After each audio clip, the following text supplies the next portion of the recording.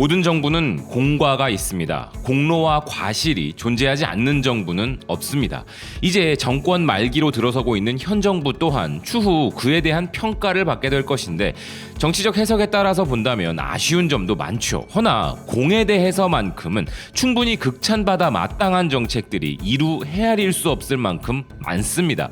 그 중에서 바이스톰이 가장 훌륭하다고 평가하는 것은 일본의 도발에 굴하지 않고 정면 대응에 나섰다는 점을 빼놓을 수 없고 친중이라 욕먹어가면서도 지금 이 순간까지도 그 어려운 미중 간 균형 외교를 해내고 있다는 점, 그 외에도 다양한 외교적인 성과들은 지금도 현재 진행 중인 상황인데요. 국민들과 함께 국가적 위기를 극복해내는 와중에도 이루어낸 훌륭한 성과들은 많았습니다. 그 중에는 대한민국의 과거, 현재, 미래를 그대로 바라보게 해주는 신남방 정책 NSP가 있는데요. 이 정책에는 이름 그대로 그저 동남아시아 및 인도와 관련해서 뭔가를 하고 있구나 라고 단순히 이해하고 넘어가기에는 너무 중요한 부분이 존재합니다. 미국의 주요 싱크탱크 중 하나인 카네기 국제평화재단에서도 한국의 신남방 정책의 의미와 이유에 대해 주목하고 있는데요. 재단의 수석 연구원인 캐서린 보토는 문재인 대통령 하에서 한국은 신남방 정책을 통해 동남아시아 및 인도와 긴밀한 관계를 추구해 왔으며 이는 기존의 한국의 외교와는 차이점이 있다 설명하고 있는데요. 대부분의 역사 동안 한국은 한반도 주변국들인 중국, 일본, 러시아 그리고 미국과 같은 강대국들과의 외교에 집중해 왔으며 이는 지리적 근접성, 세계 경제 및 전략적 영향력, 남북 평화와 같은 한국의 가장 시급한 외교 정책 및 안보에 막대한 영향을 미치는 부분이기 때문이나 최근 미중 갈등이 심화되면서 한국도 강대국 경쟁에 휩싸일 것을 우려하였고 이러한 우려는 2017년 중국의 사드 보복으로 경제적 피해를 입은 후 심화되었다는 것인데요. 중국이 한국의 전략적 결정에 영향을 미치기 위해 경제적 유대를 무기화하는 것을 경험했던 것이 이 신남방 정책을 시작하게 된 이유라고 필자는 설명하고 있습니다. 다시 말해 미중 갈등의 영향권에 대한 보완책으로 등장한 것이 이 신남방 정책이라는 것인데요. 그래서 한국은 이 정책에 따라 인도와 아세안 회원국들과의 유대를 강화함으로써 경제 및 전략적 파트너십에서의 다각화를 추진하고 있으며 궁극적으로 이 정책은 인도 및 동남아시아 국가들과의 관계를 기존의 미국, 중국, 일본, 러시아와 같은 수준으로 끌어올리려는 목적을 가지고 있다는 것입니다. 아울러 이를 위해 인도 및 아세아 회원국들과 경제, 정치, 전략 및 사회 문화적 협력을 심화하는 데 중점을 두고 있으며 이미 수년 동안 이 지역 국가들과 강력한 유대 관계를 유지해온 한국이지만 신남방 정책은 이제 한국의 주요 외교 프레임워크라는 것인데요. 현재 이 신남방 정책은 평화, 번영, 사람이라는 세 가지 축을 가지고 있고 정책 출범 이후 94개의 주요 사업이 추진되고 있으며 여기에는 해외로 진출하기 위한 한국 중소기업들을 지원하기 위한 부분에서부터 자연재해 대응 메커니즘에 이르기까지 광범위한 부분이 있으며 여기에 팬데믹으로 인한 부분과 협력을 추가하여 신남방 정책 플러스로 재조정했다 설명합니다. 아울러 이 정책에 대한 평가로 필자는 일부 영역들의 진전은 불과 4년이라는 짧은 시간과 전례 없는 팬데믹 기간으로 인해 아직 측정하기 어렵지만 이 정책은 아시아에 대한 한국의 접근 방식에 있어 몇 가지 주목할 만한 발전을 이룬 정책이라면서 우리 외교부가 이 지역에 아세안, 동남아 사무국을 신설하여 중국, 일본과 같은 수준으로 격상시킨 점에 주목하는 필자입니다. 또한 이 지역의 무역 확대를 위해 한국 정부는 인도네시아, 캄보디아, 말레이시아, 필리핀과 자유무역 협정을 체결했으며 2023년까지 캄보디아, 인도네시아, 라오스, 미얀마, 필리핀, 베트남의 프로젝트에 대한 자금 지원을 2배로 약속한 바 있다는 것인데요.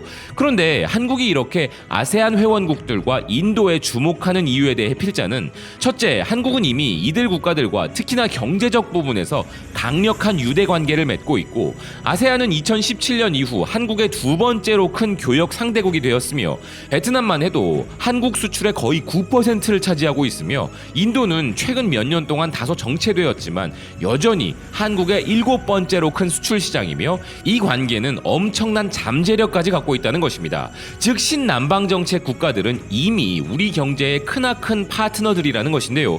그리고 한국 기업들이 중국에서의 사업에 대한 위험이 높아져 중국 외부로 제조시설을 이전하려고 하는 부분에 있어서도 베트남을 비롯 신남방 정책 국가들은 한국의 제조산업 투자에 좋은 목적지들이며 따라서 인도와 동남아시아 동남아시아 회원국들은 한국의 경제 포트폴리오를 다각화하는 데 도움이 되는 자연스러운 목적지라는 것입니다. 아울러 이들 국가들에게도 마찬가지로 한국은 좋은 파트너라는 것인데요.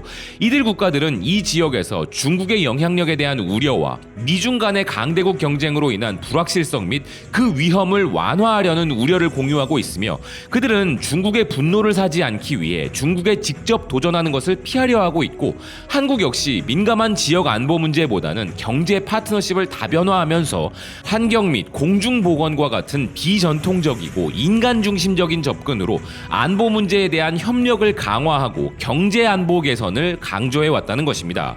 그리고 이는 한미 동맹과도 연관이 있는 부분이 있다는데요. 한국의 이 신남방 정책이 미국의 국익에 이롭다는 것입니다. 최근 한미 정상회담에서 양국 간의 글로벌 비전을 일치시키기로 합의한 부분과 관련 한국의 신남방 정책은 인도태평양 지역에서의 미국의 이익을 매우 보완한다 설명하는 필자인데요. 즉 미국의 글로벌 정책과 한국의 글로벌 정책이 서로 맞닿아 있어 이는 한미 동맹의 글로벌화를 자연스럽게 만들어가고 있다는 부분인 것이죠.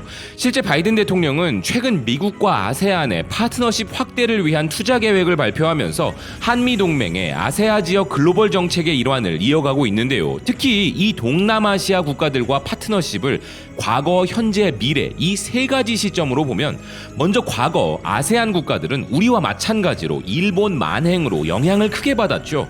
그렇기에 그들 입장에서 우리를 핵심 파트너로 삼는 데 있어 일본과 같은 문제들은 존재하지 않는다는 것을 잘 알고 있기 때문에 우리를 진정한 파트너로 인식할 수 있다는 점이 있으며, 현재 시점에서 우리 정부의 신남방 정책은 미중 갈등을 비롯한 일본과 같은 국가들을 상대로 아세안 국가들과 우리가 함께 취할 수 있는 최선의 방어책이라는 점입니다.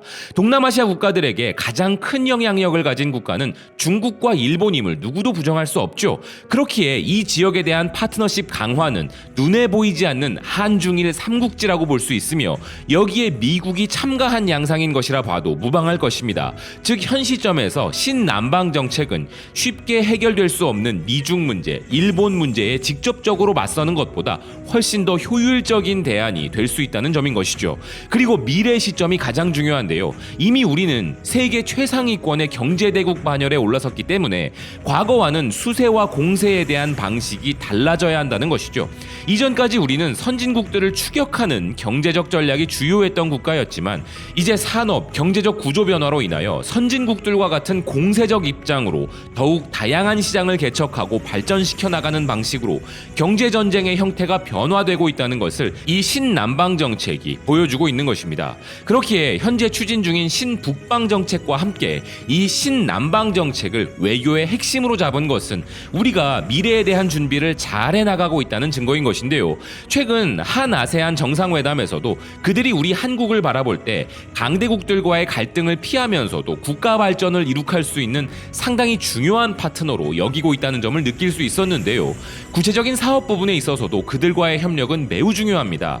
니케이 아시아에 따르면 최근 한국의 누리호 발사체 개발에 참여한 한국의 제트기 제조업체 카이가 급증하는 해외 수요를 포착하기 위해 5년간 우주산업에 2조 2천억 원을 투자할 예정이며, 이 회사는 동남아시아 및 중동 국가들과의 관계를 발전시켰으며 위성을 우주로 보내고 관련 통신 운영을 관리하는 발사체를 띄울 능력이 없는 국가들인 이들을 대상으로 계약을 확보할 계획이라고 합니다.